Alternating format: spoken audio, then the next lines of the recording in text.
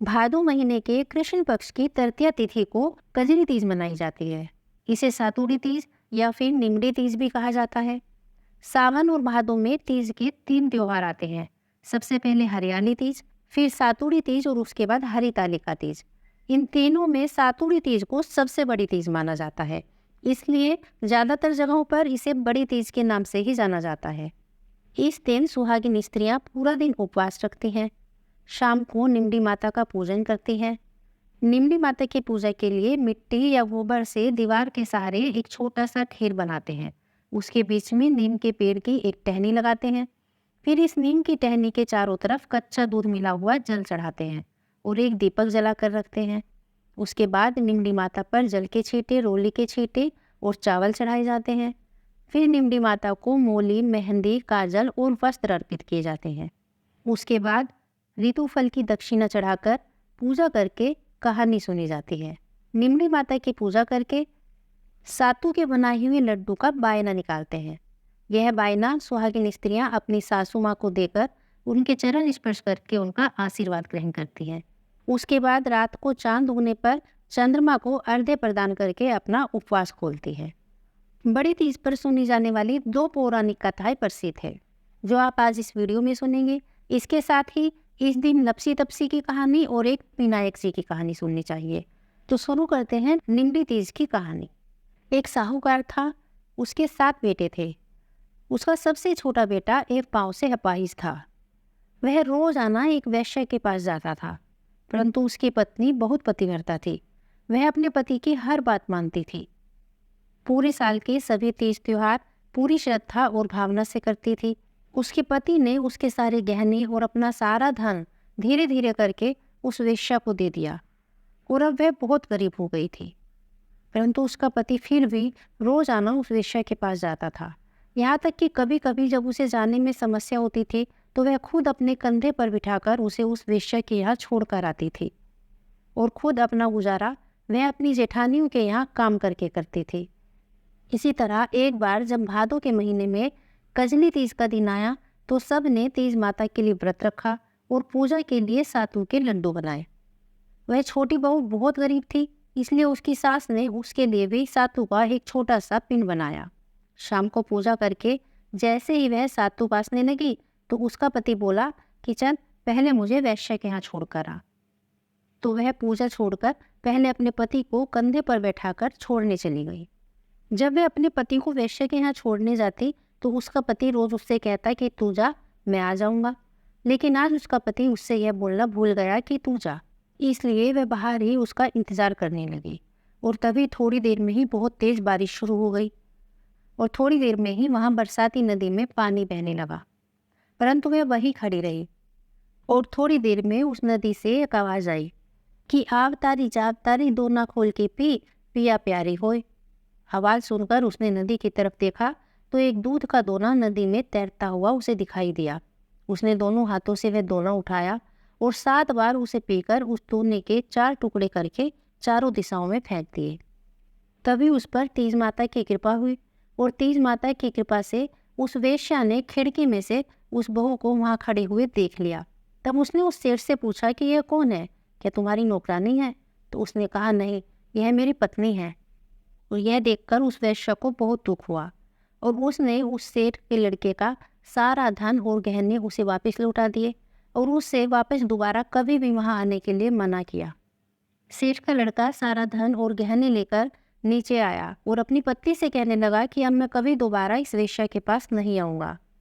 यह सुनकर उसकी पत्नी को तो विश्वास ही नहीं हुआ। उसने कहा कि आप सच कह रहे हैं तो मुझे वचन दीजिए कि आप दोबारा कभी इस वेश्या के पास नहीं आओगे। तब उस सेठ के लड़के ने अपनी पत्नी को वचन दिया और वह सारा धन, गहने और अपनी पत्नी को घर लेकर वापस आ गया। फिर दोनों ने साथ में मिलकर तीज माता की पूजा पूरी की। अब अगले दिन सुबह जब उसकी पत्नी जेठानी के यहाँ काम करने नहीं गई तो उसकी जेठानी ने बच्चों को उसे बुलाने के लिए भेजा।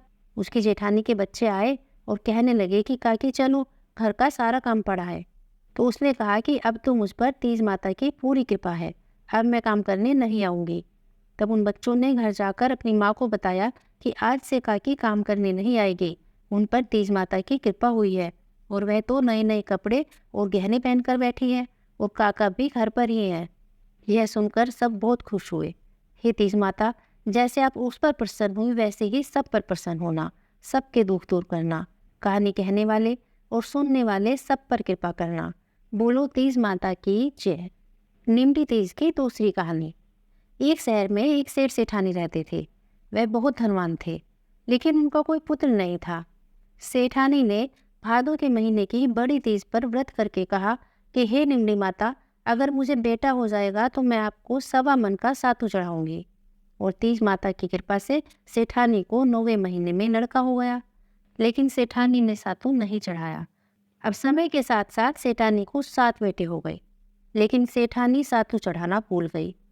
उसके 7 बेटे बड़े हो गए, लेकिन सेठानी को वह सातू चढ़ाना याद नहीं आया।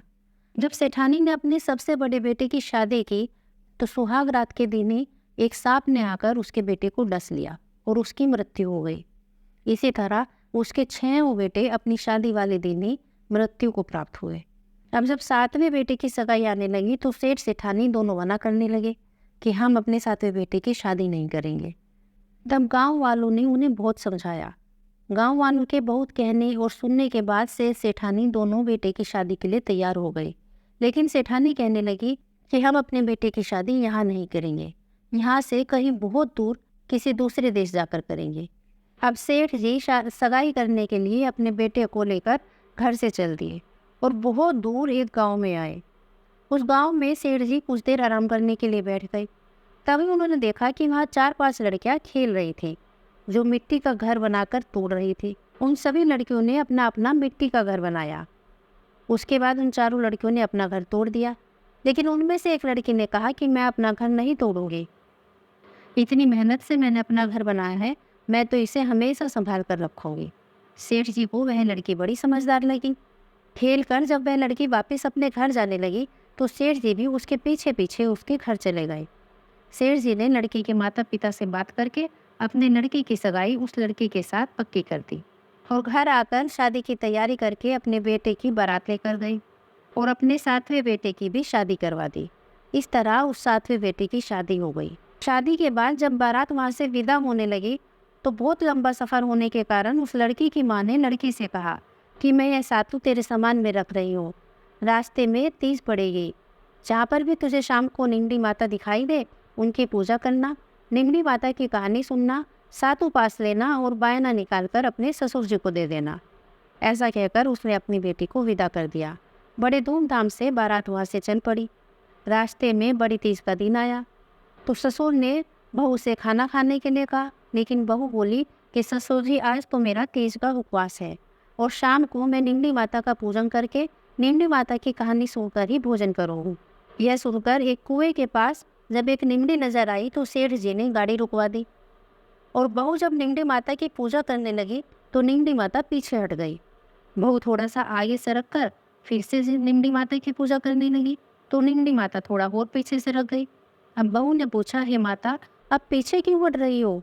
इस पर माता ने कहा कि तेरी सास ने कहा था कि मेरा पहला पुत्र होगा तो मैं 1.25 मन का सातू चढ़ाऊंगी, लेकिन मैंने उसे 7 बेटे दिए और 7 बेटे होने के बाद, यहाँ तक कि उनकी शादी होने के बाद भी उसने अभी तक भी मुझे सातू नहीं चढ़ाया, वो भूल गई। बहू बोली, हे निम्टी माता, आप मेरे परिवार के इस भूल को क्षमा कीजिए, आपको मैं सातू चढ़ाऊंगी और आप कृपया मेरे सारे जेठ जी को वापस कर दीजिए और मुझे अपनी पूजा करने दीजिए। निम्टी माता नववधू की यह भक्ति और श्रद्धा देखकर प्रसन्न हो गई। बहू ने निम्टी माता का पूजन किया, उसके बाद चांद को अर्घ्य दिया और सातू का बायना निकालकर अपने ससुर जी को दे दिया और उसके बाद बारात अपने शहर वापस लौट आई। जैसे ही बहू ने ससुराल में प्रवेश किया उसके 6 जेठ वहाँ प्रकट हो गए। यह देखकर सब बहुत खुश हुए। उन सभी को बाजे बाजे से घर में लिया गया। सास ने बहू के पैर पकड़ लिए, उसका धन्यवाद करने लगी तो बहू बोली, सासू जी आप ये क्या कर रही हो? आपने जो बोला था उसे याद कीजिए। सासू बोली, मुझे तो कुछ याद नहीं, बहू तो ही बता दे। तो बहू बोली कि आपने निम्टी माता के 1.25 मन सातू चढ़ाने का बोला था, परंतु आपने नहीं चढ़ाया। तब उसकी सास को याद आया और 12 महीने बाद जब दोबारा कजरी तीज आई तब सब ने मिलकर 7.25 मन का सातू तीज माता को चढ़ाया। श्रद्धा और भक्ति भाव से गाजे बाजे के साथ निम्टी माता की पूजा की। अपनी बोल पूरी की। हे निम्बी माता, जैसे उन घर में सबको आनंद हुआ, ऐसे ही सबके घर में हो। खोटी की खरी, अधूरे की पूरी। बोलो निम्बी माता की जय। कहानी कहने वाले और सुनने वाले सब पर निम्बी माता की कृपा हो। अब सुनिए लपसी और तपसी की कहानी। एक लपसी था, एक तपसी था। तपसी हमेशा भगवान की तपस्या में लीन रहता था और लपसी रोजाना सवा सेर की लपसी बनाकर भगवान का भोग लगाकर जीन लेता था। एक दिन वे दोनों लड़ने लगे। तपसी बोला, मैं रोज भगवान की तपस्या करता हूँ, इसलिए मैं बड़ा हूँ। लपसी बोला कि मैं रोज भगवान को सवा सेर लपसी का भोग लगाता हूँ, इसलिए मैं बड़ा हूँ। तभी नारद जी वहां से गुजर रहे थे। उन दोनों को लड़ते हुए देखकर नारद जी ने पूछा कि तुम क्यों लड़ रहे हो। तब उन दोनों ने नारद जी को अपने लड़ने का कारण बताया। तपसी ने खुद को बड़ा होने का कारण बताया और लपसी ने अपना कारण बताया। नारद जी बोले कि तुम्हारा फैसला मैं कल कर दूंगा। दूसरे दिन लपसी और तपसी नहा धोकर रोज की तरह अपनी भक्ति में लग गए। तपसी रोज की तरह भगवान की तपस्या करने लगा और लपसी सवा मन लपसी बनाकर भगवान का भोग लगाने लगा। तभी नारद जी ने छुपकर 1.25 करोड़ की एक एक अंगूठी उन दोनों के आगे रख दी। तपस्या करते हुए तपसी की नज़र जब उस अंगूठी पर पड़ी तो उसने चुपचाप उस अंगूठी को उठाकर अपने पैर के नीचे दबा लिया। उधर लपसी की नज़र जब अंगूठी पर पड़ी तो उसने उस पर ध्यान ही नहीं दिया और लपसी तैयार करके उसने भगवान का भोग लगाया और बैठकर खाने लगा। फिर जब नारद जी सामने आए तो उन दोनों ने पूछा कि बताइए नारद जी, कौन बड़ा है। तो नारद जी ने तपसी से खड़े होने को कहा। वह खड़ा हुआ तो उसके पैर के नीचे से अंगूठी निकली। तो नारद जी ने तपसी से कहा कि तपस्या करने के बाद भी तुम्हारी लालच की आदत नहीं गई, इसलिए लपसी बड़ा है और इसी वजह से तुम्हें तुम्हारी तपस्या का भी कोई फल नहीं मिलेगा। तपसी शर्मिंदा होकर नारद जी से माफ़ी मांगने लगा और उसने नारद जी से पूछा कि मुझे मेरी तपस्या का फल कैसे मिलेगा। तब नारद जी ने उससे कहा कि यदि कोई घर में रोटी बनाए और गाय और कुत्ते की रोटी नहीं बनाएगा तो तुझे फल मिलेगा। जब कोई ब्राह्मण को भोजन कराकर उसे दक्षिणा नहीं देगा तब तुझे फल मिलेगा। यदि कोई साड़ी के साथ ब्लाउज नहीं देगा तो तुझे फल मिलेगा और यदि कोई दिए से दिया जलाएगा तब तुझे फल मिलेगा। यदि कोई त्योहार की सारी कहानी सुनेगा लेकिन तुम्हारी कहानी नहीं सुनेगा तो उसकी फूक पूजा का फल भी तुझे मिलेगा। और उस दिन से हर व्रत तथा कहानी के साथ लपसी और तपसी की कहानी भी सुनी और कही जाने लगी। इसके साथ एक कहानी विनायक जी की भी सुननी चाहिए। विनायक जी की 3 कहानियाँ आप हमारे चैनल पर दूसरी वीडियो में जाकर सुन सकते हैं। निम्बी माता की व्रत का उद्यापन भी हर सुहागन स्त्री को जरूर करना चाहिए। उद्यापन के लिए सातु के 4 बड़े पिंड बनाएं। एक पिंड सासू को देने के लिए, एक मंदिर के लिए, एक पति के लिए और एक खुद के लिए। 17 पिंड सवा पाव के बनाएं। उनमें से 16 पिंड सुहागनों को देने के लिए और एक सांख्या के लिए। सांख्या मतलब घर का कोई भी लड़का जो आपका देवर, भांजा या भतीजा लगता हो और उम्र में आपसे छोटा हो। सातु के उन 16 लड्डुओं को प्लेटों में रखकर कुमकुम का टीका करके, चाहे तो साथ में एक एक बिंदी का पत्ता भी रख सकते हैं, 16 सुहागनों को दे दें। एक बड़े पिंड पर एक साड़ी और सुहाग का सामान और कुछ रुपए रखकर बायना निकालकर अपनी सासू जी को दें और उनके पांव छूकर आशीर्वाद लें। एक बड़ा पिंड अपने पति को खाने के लिए दें और एक लड्डू शाम को उपवास खोलते समय खुद खा लें। एक मंदिर में भी जाएं और एक लड्डू जो संख्या के लिए था उसे एक प्लेट में रखकर उस पर कोई भी एक कपड़ा जैसे टॉवल या पैंट शर्ट या कुछ भी अपनी इच्छा अनुसार रखकर, कुछ पैसे रखकर अपने किसी देवर, भांजे या भतीजे को दें और उसके कान में धीरे से बोलें कि मैंने बड़ी तीज का उद्यापन किया है और तुम उसकी हामी भरना, मान लेना कि मैंने उद्यापन किया है। इस तरह सातुड़ी तीज का उद्यापन संपन्न होता है और तीज माता सबके जीवन में खुशहाली बनाए रखती है।